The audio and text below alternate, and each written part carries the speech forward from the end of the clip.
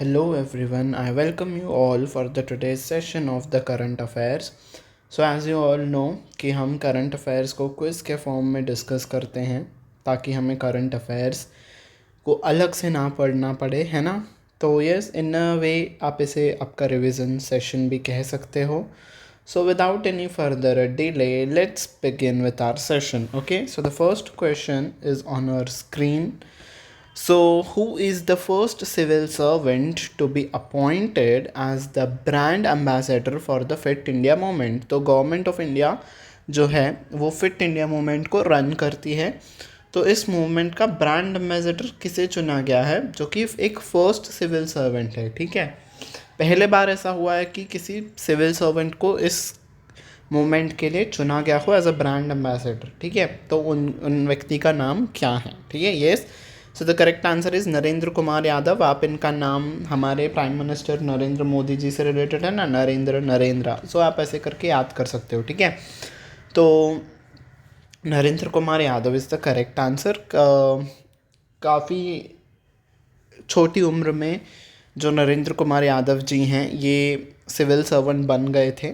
ठीक है, तो इन्हें चुना गया है फिट इंडिया मूवमेंट का ब्रांड एम्बेसडर. ठीक है, अब बात आ रही है CAA से. ठीक है, यानी कि सिटीजनशिप अमेंडमेंट एक्ट. तो इसके रिगार्डिंग आपको नीचे दिए गए स्टेटमेंट्स को पढ़ना है और कौन सा है वो स्टेटमेंट या स्टेटमेंट्स कौन से हैं वो करेक्ट आपको बताना है. ठीक है, तो the government will grant Indian nationality to prosecuted Muslim. तो जो भी आएंगे दूसरे देश से जिनको प्रोसिक्यूट किया गया है दूसरे देशों में, क्या उन मुस्लिम व्यक्तियों को सिटीजनशिप देने की बात कही गई है इस एक्ट में? नहीं, बल्कि इस एक्ट में क्या कहा है, नॉन मुस्लिम जो कम्युनिटी के लोग होंगे, जैसे कि हिंदू हो गया, सिख हो गया, बुद्ध हो गए, जैन हो गए एंड पारसीज हो गए, और वो भी किन कंट्रीज से? पाकिस्तान, अफ़गानिस्तान और बांग्लादेश. ठीक है, इन्हीं 3 कंट्रीज से जो आएंगे ये सारे कम्युनिटी के लोग एक्सेप्ट नॉन मुस्लिम्स. ठीक है, तो नॉन मुस्लिम्स को नहीं दिया जाएगा, इन कम्युनिटीज़ वालों को दिया जाएगा. ऐसे क्यों इस एक्ट में कहा गया है? बिकॉज देखो, जो अफ़गानिस्तान है, पाकिस्तान है और आपका बांग्लादेश है, इन तीनों ही कंट्रीज़ में मुस्लिम्स जो हैं वो मेजॉरिटी में हैं. ठीक है, और कोई भी देखो अपना देश छोड़ के क्यों आता है? जब वो वहाँ पे मुसीबत में होता है या फिर उनके कम्युनिटी को हार्म पहुँचाते हैं कुछ लोग वहाँ पे. ठीक है, तो जब उस देश में उनका रहना मुश्किल हो जाता है तभी ही कोई अपना देश छोड़ के आता है. ठीक है, और मेजॉरिटी जो कम्युनिटी होती है वहाँ पे ऐसा देखा गया है कि प्रॉब्लम नहीं आती है. ठीक है, अगर कोई कम्युनिटी मेजॉरिटी में है किसी एक पर्टिकुलर कंट्री में तो उन लोगों को प्रॉब्लम फेस नहीं करनी पड़ती है. ठीक है, तो बाकी ये जो सारी कम्युनिटीज़ का मैंने आपको नेम बोला वो सारी कम्युनिटीज़ वहाँ पे माइनॉरिटी में हैं, तो शायद उनको प्रॉब्लम्स फेस करनी पड़ती हो, इसीलिए इन्हीं कम्युनिटीज़ के लोगों को सिटीजनशिप देने की बात कही गई है अंडर दिस पर्टिकुलर एक्ट. ठीक है, और किस डेट तक इनको कहा गया है कि December 31, 2014 से पहले जो लोग आए हैं सिर्फ उन्हीं को दिया जाएगा सिटीजनशिप इंडिया का, और वो मिनिमम 6 ईयर्स तक इंडिया में रहे हो. ठीक है, उन्हें सिटीजनशिप दे दी जाएगी, उनका कोई भी बर्थ का प्रूफ और वो कुछ भी नहीं मांगा जाएगा. ठीक है, अगर आप 6 साल तक रहे हो और December 31, 2014 से पहले इंडिया में आ चुके हो तो आपको दिया जाएगा सिटीजनशिप इंडिया का अंडर दिस पर्टिकुलर एक्ट. ठीक है, और CAA नेक्स्ट हम सेंटेंस पे आते हैं. फर्स्ट सेंटेंस तो मैंने आपको इससे रिलेटेड सारी बातें बता दी, किसे दिया जाएगा, किस मुद्दे को रख के, किस थॉट प्रोसेस को सोच के ऐसा किया गया है. ठीक है, वो आपको बता दिया मैंने. Next is the citizenship amendment bill was first introduced in 2016. क्या ये स्टेटमेंट करेक्ट है? Yes, the statement is correct. ठीक है, तो पहले बार इसे लोकसभा में 2016 में इंट्रोड्यूस किया गया था. आई थिंक ऑन December 11, 2019 में राज्यसभा ने इसे पास कर दिया था. ठीक है, तो येस 2016 में इसे इंट्रोड्यूस किया गया था. ओके, और CAA कौन से ये अमेंडमेंट एक्ट है. ठीक है, CAA is citizenship amendment act. Amendment किस में होता है? जो एग्जिस्टिंग एक्ट होता है. तो अभी का एग्जिस्टिंग एक्ट कौन सा है? सिटीजनशिप एक्ट आपका कौन सा है, सिटीजनशिप एक्ट 1955 में वो अमेंडमेंट करेंगे और न्यू एक्ट बनेगा, मतलब कुछ सेक्शंस के साथ ऐड होके एक एक्ट जो होगा वो सिटीजनशिप अमेंडमेंट एक्ट होगा 2016, ठीक है। तो हमें क्वेश्चन क्या कह रहा था, हमें करेक्ट सेंटेंस को ढूंढना है। तो पहले तो मैंने आपको बता दिया कि नॉन मुस्लिम कम्युनिटी के लोगों को दिया जाएगा, तो first is the wrong statement. Second, हाँ ये सही है, 2016 में इंट्रोड्यूस किया गया था इन लोकसभा, 2019 में राज्यसभा से ये पास हुआ था, ठीक है। तो only option 2 that is option number B is correct, ठीक है। समझ में आ गया आपको सीएए से सारे रिलेटेड न्यूज़। और हमारे जो होम मिनिस्टर हैं अमित शाह जी ने, उन्होंने कहा है कि जो इस साल लोकसभा के इलेक्शंस होने वाले हैं, इससे पहले ही सीएए का जो प्रोविज़न है वो पूरे कंट्री पे लागू कर दिया जाएगा, ठीक है। और सीएए की बात जो है उसमें आपको और कुछ ऐड करना था मुझे। क्या कहा गया है, सीएए है ना, वो जो एक्ट होगा किन स्टेट्स में एप्लीकेबल होगा, सारे नॉर्थ ईस्टर्न स्टेट्स में एप्लीकेबल होगा एक्सेप्ट सिक्किम और मिज़ोरम, नहीं सिक्किम नहीं, इट्स मणिपुर, हाँ मणिपुर था और आपका सिक्किम, यस सिक्किम और मणिपुर इन में होगा। और बाकी के जो नॉर्थ ईस्टर्न स्टेट्स हैं वहाँ के जो ट्राइबल एरियाज़ हैं उन एरियाज़ पे ये एक्ट एप्लीकेबल नहीं होगा। और अरुणाचल प्रदेश का भी जो लिमिट है, ठीक है, अरुणाचल प्रदेश और मिज़ोरम में भी एक आपको परमिट लिमिट होती है। अगर आप उस परमिट लिमिट में रहना चाहते हो तो आपको देयर इज़ अ प्रोसीजर कि आपको उस एरिया में रहना है, तो आपको परमिशन लेके वहाँ पे रहना पड़ता है because of the conservation issues की वजह से, ठीक है। तो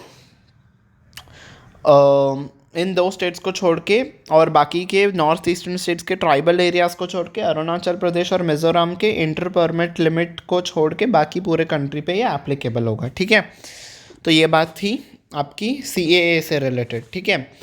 नॉर्थ ईस्टर्न स्टेट्स में सीएए को लेकर कुछ इश्यूज़ आए थे, लोगों ने कंसर्न व्यक्त किया था कि अगर बाकी देश के कम्युनिटी के लोग वहाँ पे आ जाएंगे, बस जाएंगे, तो उनके यानी कि नॉर्थ ईस्टर्न स्टेट्स में जो अभी के एग्जिस्टिंग लोग हैं उनके डेमोग्राफिक चेंजेस आ जाएंगे, उनके कम्युनिटी पे, उनके क्षेत्र में डेमोग्राफिक चेंजेस आ जाएंगे, इसलिए उन्होंने कंसर्न व्यक्त किया था। तो ये थी सारी न्यूज़ सीएए से रिलेटेड, ठीक है। अब हम आते हैं अपने नेक्स्ट क्वेश्चन पे। Who recently became the first Sri Lankan cricketer to achieve a double century in the one day international. अभी रिसेंटली श्रीलंका के पहले ऐसे बैट्समैन बने हैं जिन्होंने डबल सेंचुरी यानी कि 200 रन्स स्कोर किए हैं। तो कौन है वो व्यक्ति? Yes, the correct answer is option number D, Pathum Nissanka, ठीक है। इन्होंने 136 बॉल्स में बनाया है 210 रन्स, ठीक है। और ये नॉट आउट थे अंत तक, पारी के अंत तक ये नॉट आउट रहे। और किसके अगेंस्ट इन्होंने बनाया है अफ़गानिस्तान के अगेंस्ट, ठीक है। और ये बन गए हैं वर्ल्ड के थर्ड ऐसे बैट्समैन जिन्होंने फास्टेस्ट डबल सेंचुरी स्कोर की है, ठीक है। फर्स्ट आपके हैं ईशान किशन फ्रॉम इंडिया, ठीक है। और सेकंड हैं आपके ग्लेन मैक्सवेल, ठीक है, ग्लेन मैक्सवेल फ्रॉम ऑस्ट्रेलिया, ठीक है। और तीसरे हैं आपके पथुम निसंका जी, ठीक है, जिन्होंने 136 बॉल्स में बनाया है, ठीक है। ओके, नेक्स्ट श्रीलंका के पहले व्यक्ति हैं जिन्होंने डबल सेंचुरी स्कोर की है और वर्ल्ड में थर्ड फास्टेस्ट इन्होंने बनाए हैं डबल सेंचुरी, ठीक है। Okay, next is who was recently sworn in as the chief justice of Meghalaya high court. तो मेघालय हाई कोर्ट के चीफ जस्टिस कौन हैं, किसे चुना गया है, ठीक है। Yes, answer is justice S Vaidyanathan ji, ठीक है। तो मेघालय की बात आई है तो देखो, चीफ जस्टिस को ओथ कौन दिलाते हैं? गवर्नर दिलाते हैं ओथ, ठीक है। तो मेघालय के गवर्नर कौन हैं? Yes, there is a hint, उनका नाम फर्स्ट जो नेम है इट्स पाघू, और जो उनका लास्ट यानी कि इनिशियल एड्रेस नेम है उनका, आपको बताना होगा कि उनके इनिशियल्स क्या हैं, ठीक है। ये मैंने आपको हिंट दे दी। और मेघालय का कैपिटल कौन सा है वो भी आपको बताना होगा, ठीक है, ताकि स्टैटिक फैक्ट्स भी रिवाइज करते हो, ठीक है जी। Okay, on which day is world Unani day is observe annually. तो वर्ल्ड यूनानी डे किस दिन पे मनाया जाता है। Yes, so the correct answer is option number B, February 11। फरवरी 11 के दिन आपका वर्ल्ड यूनानी डे मनाया जाता है। यूनानी क्या है? It's a branch of medicine. ठीक है, आपको पता है ना, हमारे देश में आयुष मंत्रालय वर्क करता है, तो यू स्टैंड्स फॉर यूनानी। ठीक है, तो यस, फरवरी 11 को ये डे मनाया गया। ठीक है, in which country the Sonam Lhosar celebrated by the Tawang community. तो ये एक फेस्टिवल टाइप है, आप एक इसे अपना न्यू ईयर ही समझ लो। तो किस कंट्री में ये मनाया गया? By the Tamang community. ठीक है, तो यस, नेपाल के द्वारा ये मनाया गया। ठीक है, बिकॉज अभी उनका ये I think new year, as a new year वो सेलिब्रेट करते हैं।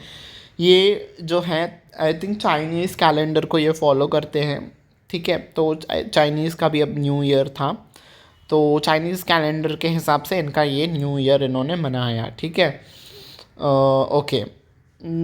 अब हाँ, अब ये जो अभी का ये महीना चल रहा है, ऐसा कहा गया है कि ये कम्युनिटी जो है इनके कैलेंडर के हिसाब से इन्होंने टाइगर ईयर में एंटर किया है, और किस ईयर को ख़त्म किया है? काऊ ईयर को। ठीक है, काऊ ईयर इनका ख़त्म हो गया और टाइगर ईयर इनका शुरू हो गया। ठीक है, तो ये थी सोनाम लोहसार फेस्टिवल से रिलेटेड बाकी जुड़ी हुई बातें। ठीक है, 12 फरवरी को नेशनल प्रोडक्टिविटी डे मनाया जाता है हर साल। तो इस साल की थीम क्या थी? ठीक है, यानी कि आज ही के दिन 12 फरवरी को आज ही के दिन नेशनल प्रोडक्टिविटी डे मनाया जा रहा है। तो थीम क्या है इस साल की? Yes, correct answer is option number D, artificial intelligence productivity engine for economic growth. ठीक है, तो ये थी आपकी theme.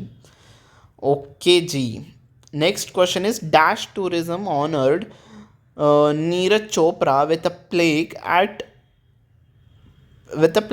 Eight Jungfraujoch ice palace. तो इस जगह पे नीरज चोपड़ा को किस कंट्री के टूरिज्म ने ऑनर किया? ठीक है, प्लेग इज आपकी एक तख्ती होती है, ठीक है, जिस पे आपके चित्र होते हैं और वो कहीं पे एक दीवार पे लगाया जाता है। ठीक है, ओके, तो किस कंट्री के टूरिज्म डिपार्टमेंट ने ये नीरज चोपड़ा जी को दिया है, ऑनर किया है? Yes, the correct answer is option number B, Switzerland. ठीक है, तो स्विट्ज़रलैंड की टूरिज्म ने नीरज चोपड़ा को इसे ऑनर किया। ठीक है, next, railway protection force set to host 67th all India police duty meet AIPDM in which city. तो किस सिटी पे RPF कंडक्ट करने वाला है अपना 67th all India police duty meet? Yes, so the correct answer is option number C, Lucknow. तो ये लखनऊ में अपना 67th एडिशन भी याद रखना है आपको, इस मीट को ऑर्गेनाइज करेगा। ठीक है, और ठीक है, रेलवे प्रोटेक्शन फोर्स आपको पता है ना, RPF क्या करते हैं? पैसेंजर्स की सिक्योरिटी, बाकी पे जो रेलवे स्टेशंस पे जो सिक्योरिटी के इश्यूज होते हैं, वो सारे चीज़ों को देखने का काम रेलवे प्रोटेक्शन फोर्स का होता है। ठीक है, ओके, नेक्स्ट क्वेश्चन है, scientists at CSIR national aerospace laboratories, that is NAL, National Aerospace Laboratories, that is NAL, in Dash City have successfully tested unmanned aerial vehicle called high altitude pseudo satellite। ठीक है, unmanned aerial vehicle is जिसमें कोई भी इंसान नहीं है। ठीक है, पूरी तरीके से रोबोट के बेसिस पे वो चलता है, और उस वहीकल का नाम क्या है? High altitude pseudo satellite, HAPS। ठीक है, ये एक ड्रोन है, ठीक है, जो कि आपके अर्थ के टॉप मोस्ट लेयर पे होगा। ठीक है, देखो, स्ट्रैटोस्फियर होता है, ठीक है, स्ट्रैटोस्फियर, इसके नीचे होता है कौन सा लेयर आपको बताना है? जहाँ पे कमर्शियल प्लेन्स फ्लाई करते हैं। ठीक है, तो जो टॉप मोस्ट लेयर है दैट इज स्ट्रैटोस्फियर, इस लेयर पे ये उड़ेगा। ठीक है, किस लिए ये यूज़ किया जाएगा? कहीं पे भी देखो, जहाँ से भी इनको इमेजेस क्लिक करने हो, ठीक है, जहाँ पे ह्यूमंस रीच नहीं कर पाते हैं, ठीक है, और एज अ सैटेलाइट टावर भी ये काम कर सकता है। ठीक है, तो ऐसे व्हीकल को कहाँ पे टेस्ट किया गया?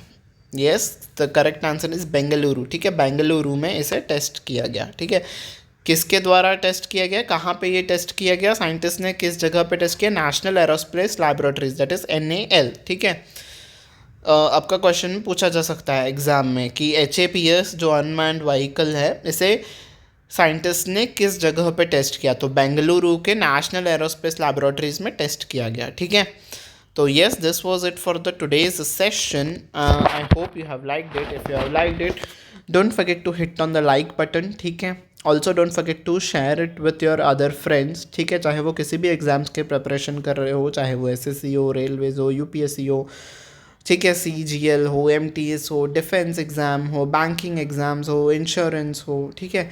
कोई भी एग्ज़ाम के लिए प्रिपेयर कर रहे हो जहाँ पे उनको करंट अफेयर्स का यूज़ आता हो, आप उन सभी के साथ इस सेशन को शेयर कर सकते हो, ठीक है. ये एज अ रिविज़न सेशन था. रिविज़न के साथ साथ उससे रिलेटेड हमने न्यूज़ भी कवर की जो कि इम्पोर्टेंट पॉइंट्स थे, ठीक है. तो आई होप आपको ये सेशन यूज़फुल लगा हो, ठीक है.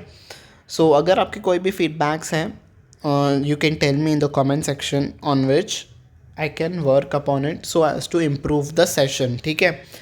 तो yes, this was it for the today's session. Until you meet next time, take very good care of yourself. Bye bye.